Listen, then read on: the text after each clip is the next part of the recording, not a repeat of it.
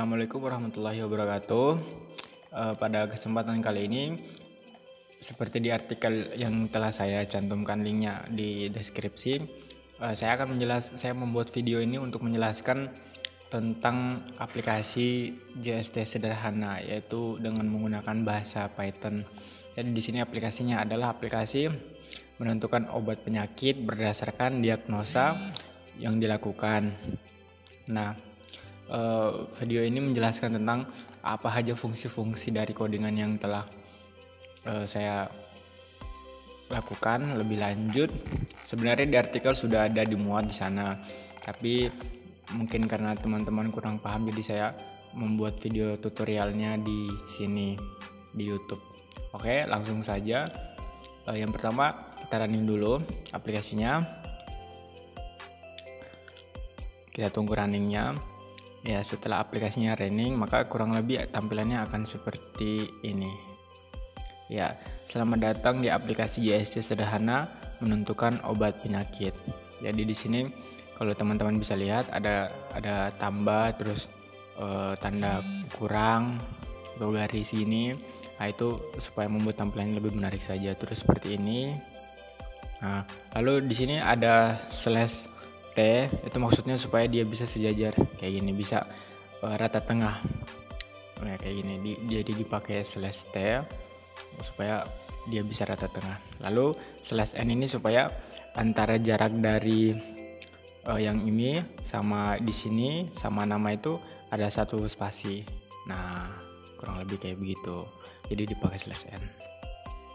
Selanjutnya untuk nama, di sini ada codingan nama sama dengan input, masukkan nama Anda /T. Nah, jadi biar ada jaraknya, ini kan ada dia posisinya rapi gitu. Masukkan nama Anda, saya masukkan Jafar. Oke, selanjutnya enter. Nah, selanjutnya ada inputan lagi, yaitu usia, di mana input masukkan usia Anda. Lalu masukkan usia saya 21 tahun, enter. Nah, setelah masukkan usia Anda, maka dia akan slash N lagi. Oke kan? Lihat di sini dia akan enter lagi. Turun dua baris di bawahnya. Lalu setelah itu akan ada pernyataan pilihan sama dengan input. Nah, kita buat masukkan lagi. Halo, ini halo. Lalu tambah nama. Nah, nama yang kita inputkan di sini. Nah, itu nama. Ini dia nama yang kita inputkan di sini, Jafar. Jadi dia langsung halo, langsung nama Jafar. Lalu pertanyaan berikutnya, apakah Anda ingin melakukan diagnosis? Ada iya atau no. Nah, lalu di sini codingannya saya menggunakan while. Kenapa menggunakan while? Karena untuk membuat sebuah pernyataan pilihan yes or no atau condition, seperti itu kita pakai while. Kenapa tidak pakai if atau if bersarang? Penggunaan if itu nanti setelahnya, karena kalau while ini kita hanya untuk mengambil asumsi bahwa kalau orang buka aplikasi ini dia akan pasti memilih ya, bukan memilih no gitu. Meskipun kita akan tetap buat pengecualian untuk pilihan no-nya, tapi kita asumsikan bahwa aplikasi ini yang saat orang buka maka dia akan memilih yes. Nah, makanya kita pakai while di sini untuk membuat pernyataan kondisi terpenuhi, yaitu ya atau yes. Nah, lalu kita pilih ya. Nah, saat kita tekan ya dan enter, nah maka di sini masuk codingan berikutnya. While itu kan bahasa Inggrisnya ketika atau saat. Ya, while pilihan sama dengan y. Jadi saat inputan yang di sini di pilihan ini sama dengan y, nah maka akan masuk ke codingan berikutnya, yaitu codingan baris pertama nih, pilih print /n, itu supaya dia ada jarak sama pertanyaan di sini. Apakah Anda mengalami gejala berikut ini? Nah, perhatikan. Apakah Anda mengalami gejala berikut ini? Di situ pertanyaan selanjutnya adalah pertanyaan pertama, 1. Apakah Anda mengalami demam tinggi lebih dari 38 derajat Celcius? Nah, di sini ada. Lalu kita buat lagi inputan, jawab. Nih, kita kasih nama variabelnya diag1 sama dengan input, jawab y or no. Ya, seperti ini. Kita juga tadi bisa menggunakan tambahan slash T kalau mau biar lebih rapi lagi kan, biar dia sejajar semua tanda seperti ini, tapi saya di sini tidak menggunakannya. Dia satu input y or no. Nah, di sini baru masuk if, karena ada kemungkinan pernyataannya itu antara yes or no. Kalau yang while tadi kenapa pakai while? Karena kita asumsikan semuanya menjawab iya saat menggunakan aplikasi ini. Tapi kalau saat ada pertanyaan diagnosisnya, kita asumsikan ada yang jawabannya yes or no, maka kita menggunakan if untuk pernyataan percabangan antara yes atau no, seperti itu. Jadi di sini dia input 1. Jadi kalau misalnya diasumsikan bahwa pengguna menjawab ya atau y, enter. Nah, di sini langsung ada jika diag 1 atau inputan 1 jawab sama dengan ya, maka teks yang akan keluar adalah silahkan mengonsumsi paracetamol. Nah, lalu pertanyaan berikutnya, diagnosis berikutnya, apakah Anda merasakan batuk kering atau batuk tidak berdahak? Nah, ini kan muncul kan. Nah, jadi setelah kita tekannya tadi, maka dia akan muncul rekomendasi obatnya, silakan mengonsumsi paracetamol, lalu dia masuk ke diagnosis berikutnya. Nah, seperti itu. Lalu kalau misalnya kita jawab juga ya. Nah, saat jawab ya, maka sama seperti yang tadi. Jika diag 2 inputan kedua ya untuk pertanyaan yang batuk ini, if diag 2 atau jika diag 2 sama dengan ya, nah maka yang akan muncul adalah silakan mengonsumsi dextrometropan atau diphenhydramine atau amonium klorida, seperti itu yang akan muncul. Nah, lalu akan muncul pertanyaan berikutnya dan seterusnya seperti itu ya. Kita lanjut ya. Oke, muncul lagi seperti di teks codingannya ya. Nah, lalu terakhir setelah semua pernyataan diagnosanya dilakukan dan dijawab, terakhir kan pertanyaan diagnosanya itu ada di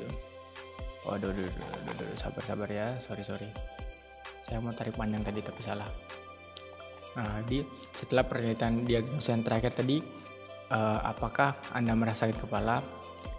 Oh, tapi di sini saya lupa ganti angkanya karena saya copy paste. Oh ya, sorry.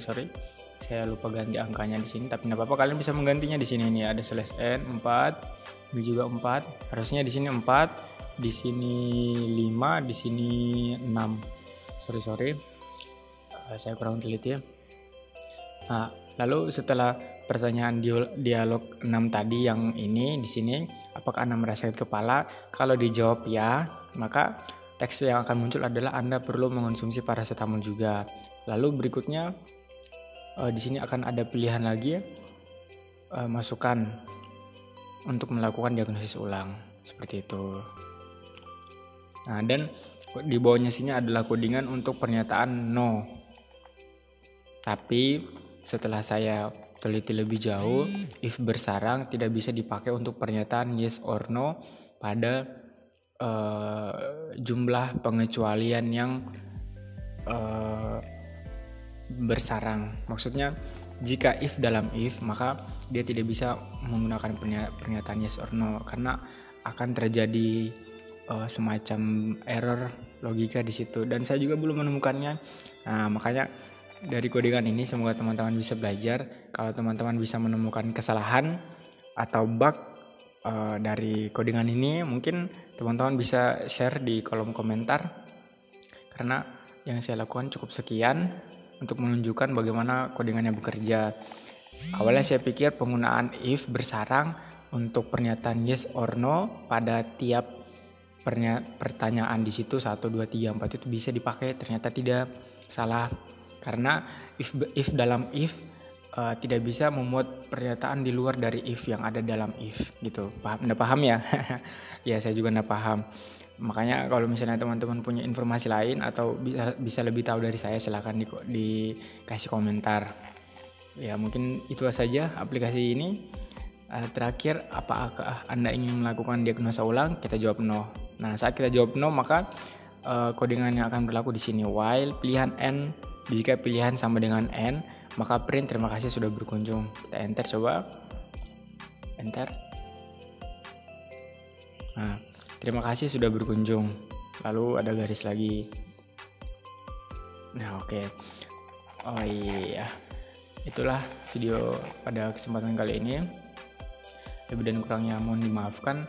Dan di sini saya menggunakan Python versi 3.7 64 bit ya sebagai informasi tambahannya, dan saya menggunakan IDE atau Integrated Development Environment, yaitu menggunakan Microsoft Visual Studio Community 2019 untuk toolsnya. Tapi ya, sebenarnya kita juga bisa menggunakan Visual Studio Code, VS Code. Cuma karena saya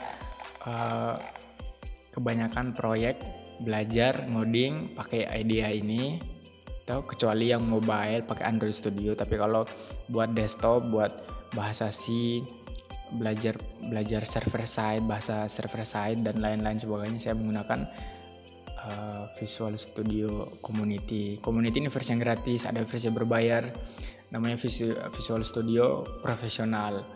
Nah, tapi saya pakai yang community, yang gratis. Itu diciptakan untuk para komunitas programmer. Bisa juga sebenarnya kita menggunakan ini. Kalau menggunakan ini akan lebih gampang.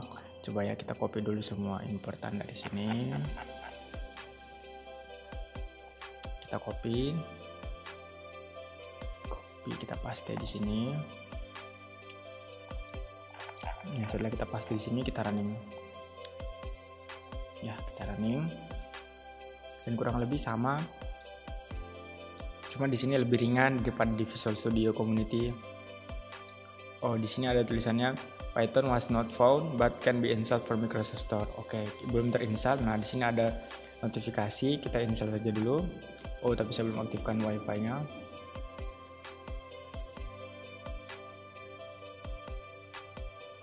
Oh, Wi-Fi-nya sudah tidak ada.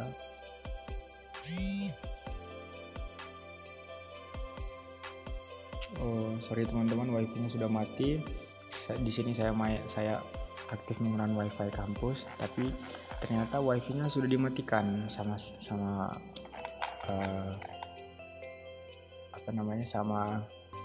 pihak kampus. Jadi saya nggak bisa akses lagi Wi-Fi-nya. Oke, nanti saja kita coba setelah saya ada akses internet. Jadi mungkin video itu cukup sekian. Lebih dan kurangnya mohon dimaafkan. Assalamualaikum warahmatullahi wabarakatuh.